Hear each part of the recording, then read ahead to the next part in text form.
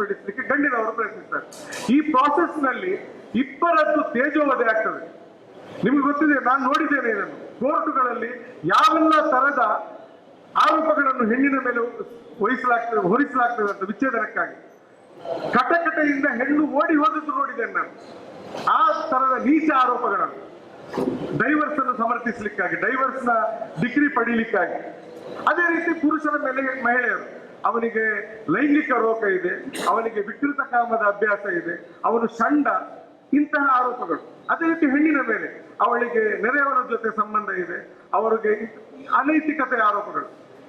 ಇವುಗಳನ್ನು ಅವಾಯ್ಡ್ ಮಾಡಲಿಕ್ಕಾಗಿ ಖಾಸಗಿಯಾಗಿ ಇದನ್ನು ತಲಾಖನ್ನು ಕುಟುಂಬದ ಒಳಗೆ ಒಂದು ನೀವೇ ಪರಸ್ಪರ ಮಾತಾಡಿಕೊಂಡು ಇತ್ಯರ್ಥಗೊಳಿಸಿ, ಅಥವಾ ಕುಟುಂಬದ ಹಿರಿಯರನ್ನು ಕರೆದು ಅವರ ಮಧ್ಯದಲ್ಲಿ ಅದನ್ನು ಅವರ ಮಧ್ಯಸ್ಥಿಕೆಯಲ್ಲಿ ಅದನ್ನು ಬಗೆಹರಿಸಲು ಈ ಪರಿಹಾರವನ್ನು ಕೊಟ್ಟಿದ್ರು.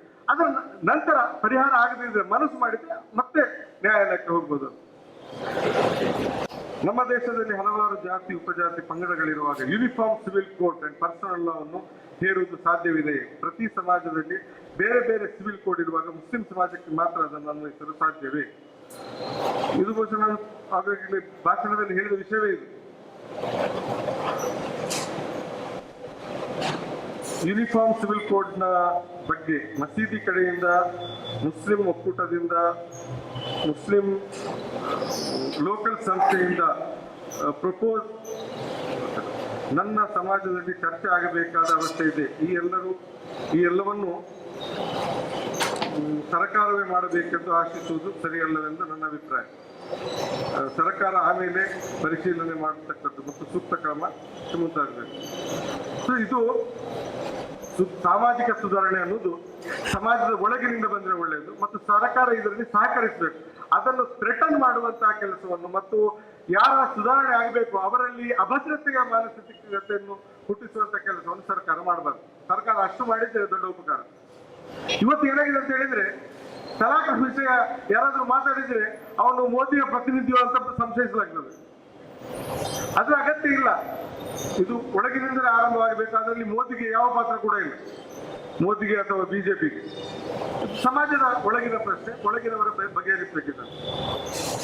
ಯೂನಿಫಾರ್ಮ್ ಸಿವಿಲ್ ಕೋಡ್ ಅಂದರೆ ಡ್ರೆಸ್ ಕೋಡ್ ಅಥವಾ ಎಲ್ಲ ವಿಷಯಗಳಲ್ಲಿಯೇ, ಅಥವಾ ಸೆಕೆಂಡ್ಲಿ ವೈಯಕ್ತಿಕ ಕಾನೂನು ಅಂದರೆ ಮುಸ್ಲಿಂ ಪರ್ಸನಲ್ ಲಾ ಕಾನೂನು ಮಾತ್ರವೇ? ತಮ್ಮ ತಲಾಖ್ ಅನಿವಾರ್ಯ ಆದ ಪಕ್ಷದಲ್ಲಿ ಮಾತ್ರ ನನ್ನ ಸಹಮತ ಇದೆ.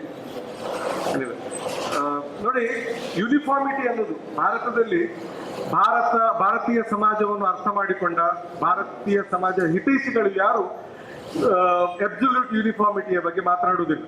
ಇಲ್ಲಿ ಅಬ್ಸಲ್ಯೂಟ್ ಯೂನಿಫಾರ್ಮಿಟಿ ಮಾತನಾಡುವವರು ಈ ಸಮಾಜವನ್ನು ಛಿದ್ರಗೊಳಿಸ ಬಯಸುವವರು.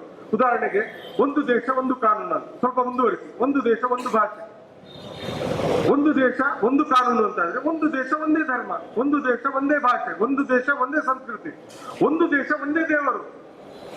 ಒಂದೇ ದೇಶದಲ್ಲಿ 1000 ದೇವರು ಯಾಕೆ? ಒಂದು ದೇವರು ಸಾಲ. ಎಲ್ಲರಿಗೂ ನಾವು ಡಿಸ್ಕಸ್ ಮಾಡಿ ತೀರ್ಮಾನ ಮಾಡೋದು ಯಾವ್ದಾದ್ರು ಒಂದು ದೇವರನ್ನು. ಆ ದೇವರನ್ನು ಎಲ್ಲರೂ ಪೂಜಿಸಬೇಕು ಮತ್ತು ಒಂದೇ ರೀತಿಯಲ್ಲಿ ಪೂಜಿಸಬೇಕು. ಮತ್ತು ಡ್ರೆಸ್, ಒಂದು ದೇಶದ ಪ್ರಜೆಗಳು ಇಷ್ಟಿಷ್ಟು ವೈವಿಧ್ಯಮಯವಾದ ಡ್ರೆಸ್ ಯಾಕೆ ಆಗುತ್ತೆ? ಯೂನಿಫಾರ್ಮ್ ಮಾಡುವ ನಾವು, ಪೊಲೀಸ್ ಯೂನಿಫಾರ್ಮ್ ಹಾಕಿ ಎಲ್ಲರೂ ಒಂದೇ ತರಹದ, ಅದೆಲ್ಲ ಹುಚ್ಚಾಟ ಅಷ್ಟೇ. ಭಾರತೀಯ ಸಮಾಜವನ್ನು ಅರ್ಥ ಮಾಡಿಕೊಂಡವರು ಯಾರು ಆ ರೀತಿ ಮಾತನಾಡುವುದಿಲ್ಲ. ಬಾಲಿಶವಾದಂತಹ ಬೇಡಿಕೆ. ಸಮಾನ ನಾಗರಿಕ ಸಮೇತ ಎಲ್ಲಾ ಸಮುದಾಯಗಳು ಅನ್ವಯಿಸುತ್ತಿದ್ದರೂ ಮುಸ್ಲಿಂ ಸಮುದಾಯದ ವಿರೋಧವೇಕೆ? ಎಲ್ಲಿದೆ ಸಮಾನ ನಾಗರಿಕ ಸಮಿತಿ? ನಾಗರಿಕ ಸಮಿತಿ ಇಲ್ಲ ಅಂತಂದ್ರೆ ಅದು ಅನ್ವಯಿಸುವ ಪ್ರಶ್ನೆ ಇಲ್ಲ.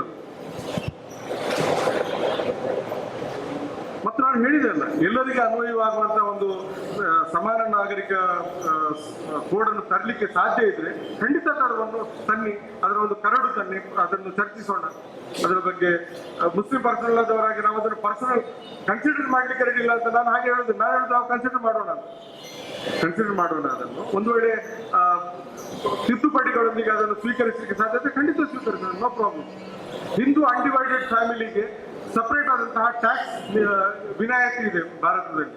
ನೀವು ಕಾಮನ್ ಸಿವಿಲ್ ಕೋಡ್ ತಂದ್ರೆ, ಯೂನಿಫಾರ್ಮ್ ಸಿವಿಲ್ ಕೋಡ್ ತಂದ್ರೆ ಎಷ್ಟೋ ಲಕ್ಷ ಮಂದಿ ಅದರ ಬೆನಿಫಿಷಿಯರಿಗಳು ಅವರು ಅದರಿಂದ ವಂಚಿತರಾಗ್ತಾರೆ. ಹಾಗೆ ಬೇರೆ ಬೇರೆ ಸಮುದಾಯಗಳನ್ನು ಇಫೆಕ್ಟ್ ಮಾಡ್ತಾರೆ. ಕೇವಲ ಮುಸ್ಲಿಮರಿಗೆ ಸಂಬಂಧಿಸಿದ ವಿಷಯ ಅಲ್ಲ. ಆದ್ದರಿಂದ ಎಲ್ಲ ಸಮುದಾಯಗಳನ್ನು ವಿಶ್ವಾಸಕ್ಕೆ ತೆಗೆದುಕೊಂಡು ಬಗೆಹರಿಸಬೇಕಾದ ಸಮಸ್ಯೆ. ಸೊ ಸಮಯ ಮುಕ್ತಾಯವಾಗಿದ್ದರೆ ತಾವೆಲ್ಲ ಬಹಳ ಸಹನೆಯಿಂದ ನನ್ನ ಮಾತುಗಳನ್ನು ಆಲಿಸಿದ್ದೀರಿ ಮತ್ತು ತಮ್ಮ ಅಭಿಪ್ರಾಯಗಳನ್ನು ತಿಳಿಸಿದ್ದೀರಿ. ಹೆಚ್ಚಿನವರು ಮೌನವಾಗಿದ್ದಾರೆ. ಬಹುಶಃ ನಿಮಗೂ ಹೇಳಲಿಕ್ಕಿದೆ. ಇನ್ನೊಂದು ಸಂದರ್ಭದಲ್ಲಿ ಇದೇ ರೀತಿ ಕುಳಿತುಕೊಳ್ಳೋಣ. ತಾವು ನನ್ನ ಮೇಲೆ ದಯ ತೋರಿ ಪ್ರಶ್ನೆ ಕೇಳಲಿಲ್ಲ ಅಂತ ಕಾಣಿಸ್ತದೆ ನನಗೆ. ಮುಂದಿನ ಸಲ ಇಷ್ಟು ದಯ ತೋರಬೇಡಿ, ನಿರ್ದಾಕ್ಷಿಣ್ಯವಾಗಿ ಕೇಳಿ. ಸೊ ತಮ್ಗೆಲ್ಲರಿಗೂ ಕೃತಜ್ಞತೆಗಳನ್ನು ಸಲ್ಲಿಸಿ ತಮ್ಮ ಸಹನೆಯನ್ನು ಅದಕ್ಕಾಗಿ ವಿಶೇಷ ಕೃತಜ್ಞತೆಗಳನ್ನು ಸಲ್ಲಿಸಿ ನನ್ನ ಮಾತನ್ನು ಧನ್ಯವಾದಗಳು. ಸಹಮತ ಇದೆ.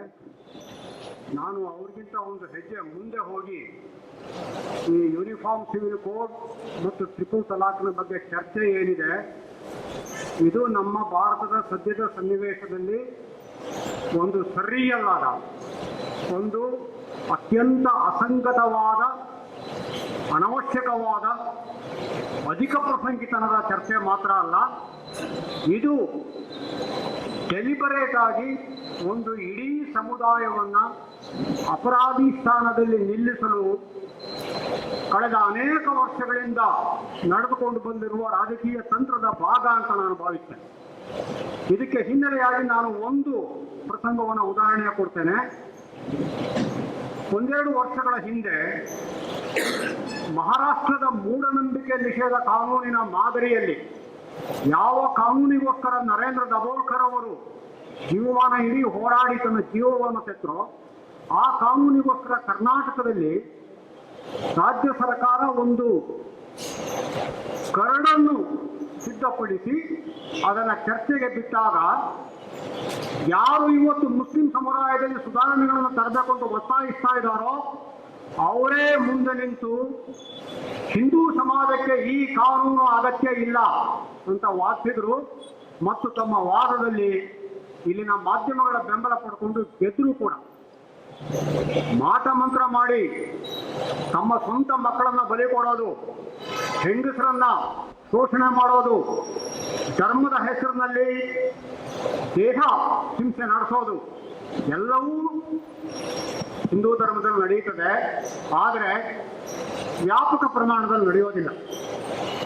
ಆದರೆ ಅಂತಹ ಸಣ್ಣ ಪ್ರಮಾಣದಲ್ಲಿ ನಡೆಯುವ ಹಿಂಸೆ, ಅಕ್ರಮ, ಮೂಢನಂಬಿಕೆ, ಶೋಷಣೆ ಇವನ್ನು ತಡೆಗಟ್ಟುವ ಒಂದು ಮಸೂದೆಯನ್ನು ಯಾವ ಪಕ್ಷ ಮತ್ತು ಶಕ್ತಿ, ರಾಜಕೀಯ ಶಕ್ತಿ ವಿರೋಧಿಸ್ತೋ ಅದೇ ಶಕ್ತಿ ಇವತ್ತು ಮುಸಲ್ಮಾನರಿಗೆ ಸಮಾನ ನಾಗರಿಕ ಸಂಹಿತೆ ಬೇಕು, ಟ್ರಿಪಲ್ ತಲಾಕ್ ರದ್ದಾಗಬೇಕು ಅಂತ ಒತ್ತಾಯಿಸ್ತಾ ಇದೆ. ನಾನು ಅದರ ಪ್ರಾಮಾಣಿಕತೆಯನ್ನು ಪ್ರಶ್ನಿಸ್ತೇನೆ. ಜೊತೆಗೆ ನಾನು ಇನ್ನೊಂದು ಅಂಶವನ್ನು ಹೇಳೋದಕ್ಕೆ ಬಯಸ್ತೇನೆ. ಪ್ರತಿಯೊಂದು ಸುಧಾರಣೆಗೂ, ಪ್ರತಿಯೊಂದು ಪ್ರಸ್ತಾಪಕ್ಕೂ ಒಂದು ಸಂದರ್ಭ ಇರುತ್ತೆ. ಇವತ್ತು ಈ ಟ್ರಿಪಲ್ ತಲಾಕ್ನ ಚರ್ಚೆ ಯಾಕೆ ಬಂತು ಅಂದರೆ, ಪ್ರಧಾನಮಂತ್ರಿಯವರೇ ಇದ್ದಕ್ಕಿದ್ದ ಹಾಗೆ ಮುಸ್ಲಿಂ ಮಹಿಳೆಯರ ಬಗ್ಗೆ ಅನುಕಂಪ ತೋರಿಸಿ ನಾವು ಅವರ ಪ್ರಜಾಸತ್ತಾತ್ಮಕ ಹಕ್ಕುಗಳನ್ನು ಸ್ಥಾಪಿಸಬೇಕು ಅನ್ನುವ ಅರ್ಥದಲ್ಲಿ ಮಾತಾಡಿದರು. ಬಹಳ ಮೆಚ್ಚಬೇಕಾದ್ದೆ.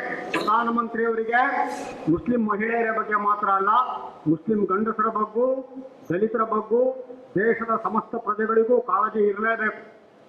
ಹಾಗಾಗಿ ಮುಸ್ಲಿಂ ಮಹಿಳೆಯರ ಅವರ ಕಾಳಜಿ ಎಲ್ಲಿಂದ ಶುರುವಾಗಬೇಕು?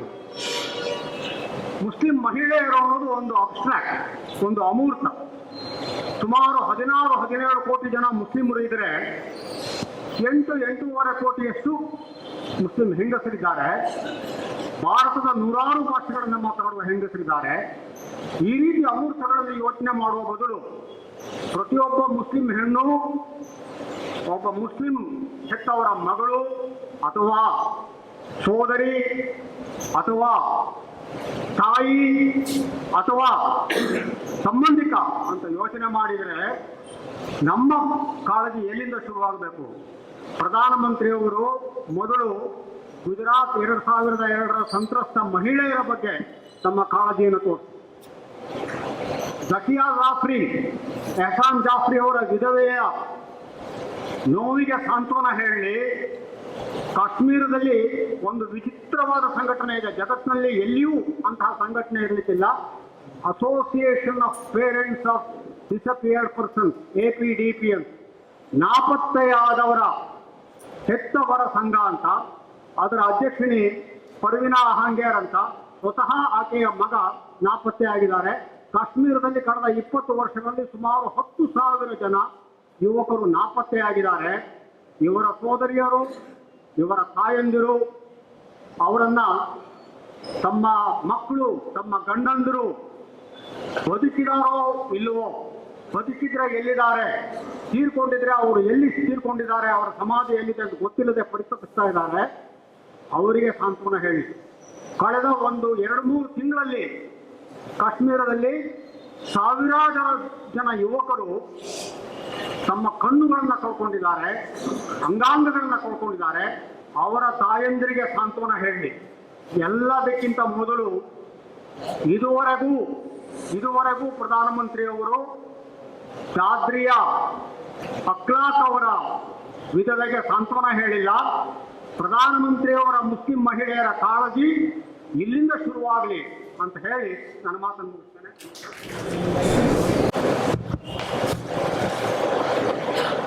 ಗೌರವಾನ್ವಿತ ಸಲಾಂ ಪುಟ್ಟಿಯವರೇ, ನಿಮ್ಮ ವಿಷಯ ಮಂಡನೆ ಭಾರಿ ಚೆನ್ನಾಗಿತ್ತು, ಅಭಿನಂದನೆಗಳು. ಒಂದೆರಡು ನನ್ನ ವೈಯಕ್ತಿಕ ಅಭಿಪ್ರಾಯ ಕೊಡುವುದಾದರೆ, ಯಾಕಂದರೆ ನನ್ನ ಸಮುದಾಯನ ಪ್ರತಿನಿಧಿಸ್ತಾ ಇಲ್ಲ, ನಾನೊಬ್ಬ ಕ್ರೈಸ್ತ ಹಾಗೂ practising Christian. Uniform civil code policy actually is a good propose. ಈಗ ನಮ್ಮ ಸಲಾಂ ಪುತ್ತಿಗೆ ಅವರೇ ಹೇಳಿದರು, ಯೂನಿಫಾರ್ಮ್ ಸಿವಿಲ್ ಕೋಡಿ ಒಂದು ಕರೆಕ್ಟಾಗಿ ಬಂದರೆ ನಾನು ಅದನ್ನು ಸಪೋರ್ಟ್ ಮಾಡ್ತೀನಿ ಅಂತ. I agree. ಆದರೆ ವಿಷಯ ಏನಂತ ಹೇಳಿದ್ರೆ, ಅದು ಯಾರಿಂದ ಬಂದದ್ದು, NDA ಬಂದಿದೆ ಅಥವಾ ನಮಗೆ ಏನೋ ಅಷ್ಟು ಅವ್ರ ಹತ್ರ ಸಾಮರ್ಥ್ಯ ಅವರಿಂದ ಬಂದಿದ್ದಕ್ಕಾಗಿ ಅವರು ಇದನ್ನೇ ಪ್ರಪೋಸಲನ್ನು ನಾಳೆ ಕಾಂಗ್ರೆಸ್ನವರಾಗಲಿ ಅಥವಾ ಇನ್ನೊಂದು ಪಕ್ಷದವರು ತೋರಿದ್ರೆ ನಾವು ಸಪೋರ್ಟ್ ಮಾಡ್ತೀವ ಅಂತ, ಅದು ನಮಗೆ ಇಂಪಾರ್ಟೆಂಟ್. ವಿಷಯ ಎಷ್ಟೇ ಇರಲಿ, ಯೂನಿಫಾರ್ಮ್ ಸಿವಿಲ್ ಕೋಡ್ ಪ್ರತಿಯೊಂದು ರಾಷ್ಟ್ರಗಳಲ್ಲಿ ಎಕ್ಸೆಪ್ಟ್ ಫ್ಯೂ ಎಲ್ಲ ಕಡೆ, ಐರೋಪ್ಯ ದೇಶಗಳಲ್ಲಿ ನಾನೊಂದಷ್ಟು ಸುತ್ತಾಡಿದ್ದೇನೆ, ನಮಗೂ ಗೊತ್ತು, ಎಲ್ರಿಗೂ ಅನ್ವಯವಾಗುವಂತೆ ಒಂದು ಯೂನಿಫಾರ್ಮ್ ಸಿವಿಲ್ ಕೋಡ್ ಇದೆ. ಅದು ಖಂಡಿತ ಬರಬೇಕು ಅಂತ ನಾನು ನನಗೆ ಸಪೋರ್ಟ್ ಮಾಡ್ತೇನೆ. ಆದರೆ ನಮ್ಮ ಸಮುದಾಯದ ಪ್ರತಿನಿಧಿಗಳೇ ಅಥವಾ ಸಮುದಾಯದ ನಾಯಕರುಗಳಿಗೆ ಇದರ ಅಗೇನ್ಸ್ಟ್ ಇದ್ದಾರೆ, ಅದು ನಮಗೂ ಗೊತ್ತು.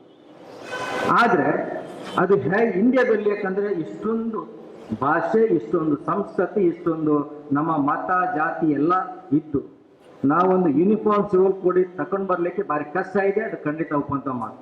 ಅದಕ್ಕಾಗಿ ಈ ಯೂನಿಫಾರ್ಮ್ ಸಿವಿಲ್ ಕೋಡ್ನಲ್ಲಿ ಮುಸ್ಲಿಮರಿಗೆ ಸಂಬಂಧಪಟ್ಟಂತೆ ಅವರ ವೈಯಕ್ತಿಕ ಕಾನೂನಲ್ಲಿ ಏನೆಲ್ಲ ಒಳ್ಳೆಯ ಅಂಶಗಳಿದ್ದಾವೆ ಅದನ್ನೊಂದು ಅವರೊಂದು ಪಟ್ಟು, ಯಾಕಂದರೆ ಮುಸ್ಲಿಂ ಸಮಾಜದಲ್ಲಿ ಕೂಡ ಅಲ್ಲಿ ಕೂಡ ಶಿಯಾ ಸುನ್ನಿ ಅಂತ ಬೇರೆ ಸುಮಾರೆಲ್ಲ ಬರುತ್ತೆ.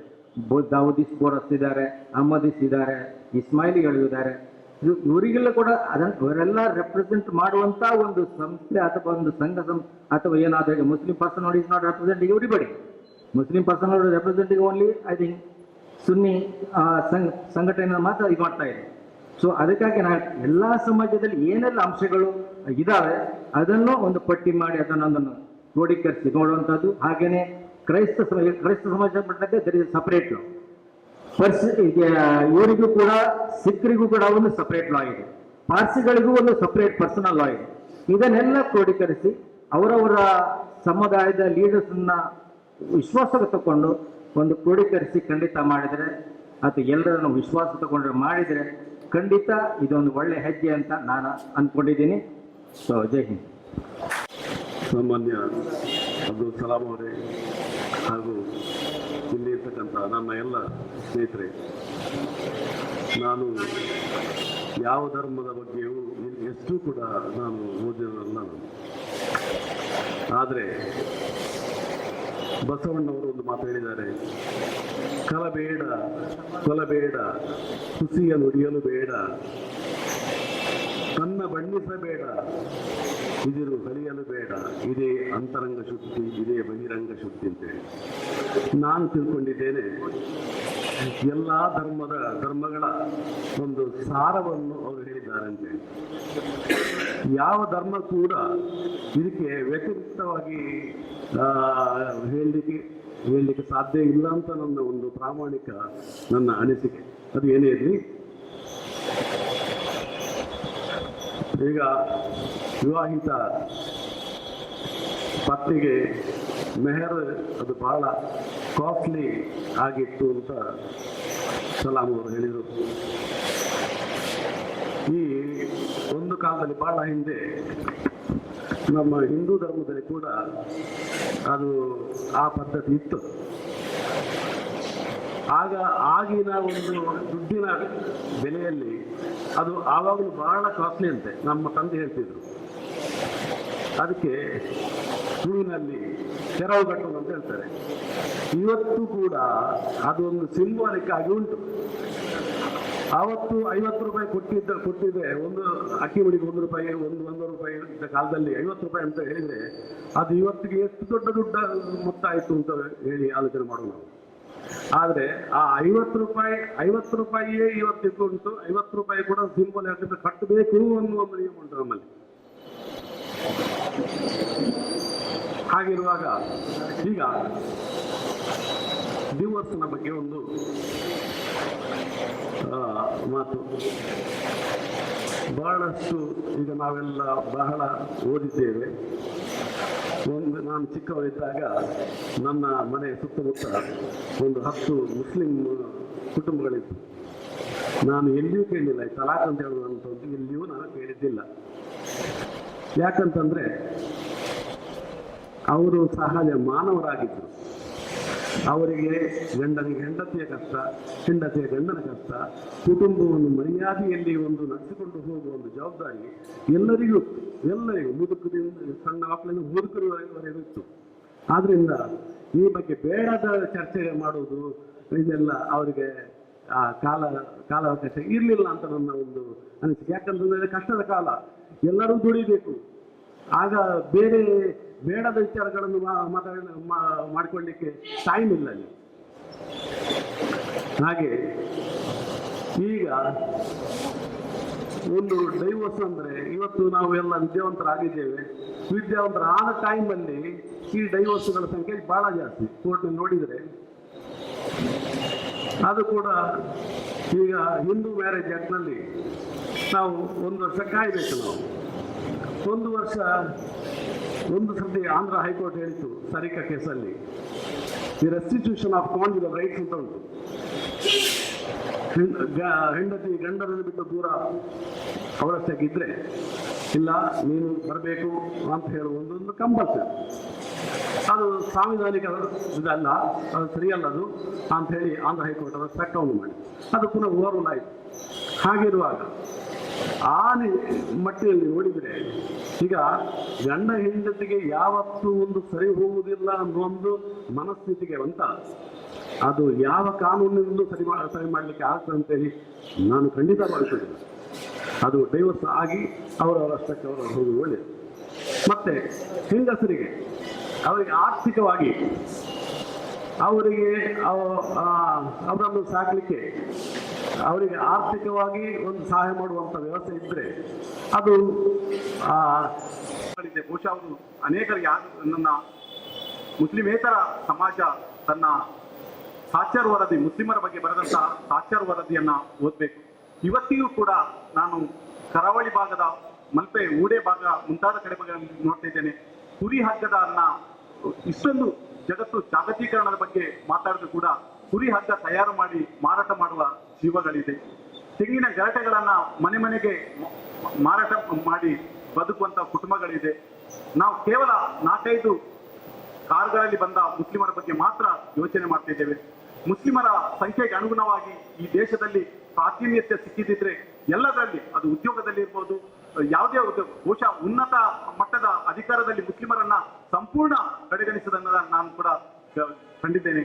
ಹಾಗಾಗಿ ಮುಸ್ಲಿಮರಾಗಿ ಬದುಕಲಿಕ್ಕೆ, ಈ ದೇಶದಲ್ಲಿ ಬದುಕಲಿಕ್ಕೆ ಅವರಿಗೆ ಸಿಗುವಂತಹ ಎಲ್ಲ ಅವಕಾಶಗಳನ್ನು, ಅದು ಉದ್ಯೋಗದ ಅವಕಾಶಗಳನ್ನ ಎಲ್ಲ ಅವಕಾಶ ನೀಡಿದ್ರೆ ಅವರು ಸಬಲರಾಗ್ತಿದ್ರು. ನನ್ನ ಗೆಳೆಯರೊಬ್ಬರು ಹೇಳಿದ್ರು, ಮುಸ್ಲಿಮರು ಪ್ರಗತಿಶೀಲರಾಗ್ತಾರ ಅನ್ನೋದು ಅವರು ಪ್ರಗತಿಯಾಗಿ ಯೋಚನೆ ಮಾಡ್ತಿದ್ದಾರ ಅಂತ ಏನೊಂದು ಮಾತು ಹೇಳಿದ್ರು.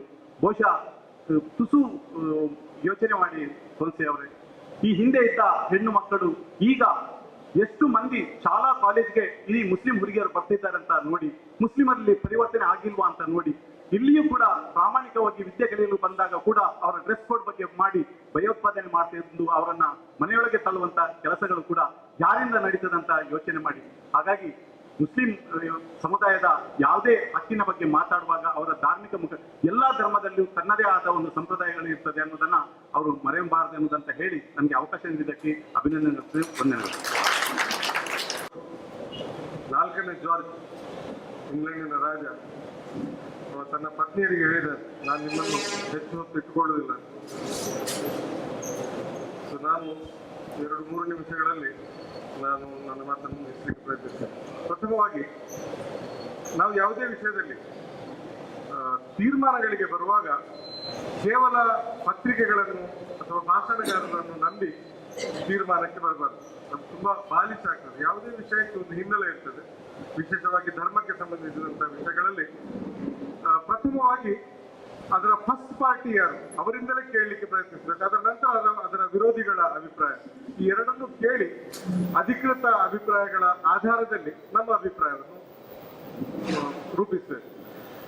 ಅನ್ಯಥಾ ಏನಾಗ್ತದೆ ಅಂತ ಹೇಳಿದ್ರೆ, ಎಷ್ಟೋ ವಿಷಯಗಳಲ್ಲಿ ನಾವು ಸರಿ ಅಂತ ಭಾವಿಸುವ ನಮ್ಮ ತೀರ್ಮಾನಗಳು ಅವು ಶುದ್ಧ ಪೂರ್ವಗ್ರಹಗಳಾಗಿರ್ತವೆ. ಮತ್ತು ನಮ್ಮ ಸಮಾಜದಲ್ಲಿ ಅಂತಹ ಸಾವಿರಾರು ಪೂರ್ವಗ್ರಹಗಳು ನಮ್ಮ ಪರಸ್ಪರರ ಧರ್ಮಗಳ ಬಗ್ಗೆ, ಪರಸ್ಪರರ ನಂಬಿಕೆಗಳ ಬಗ್ಗೆ, ಪರಸ್ಪರ ಆಚರಣೆಗಳ ಬಗ್ಗೆ ಇದೆ.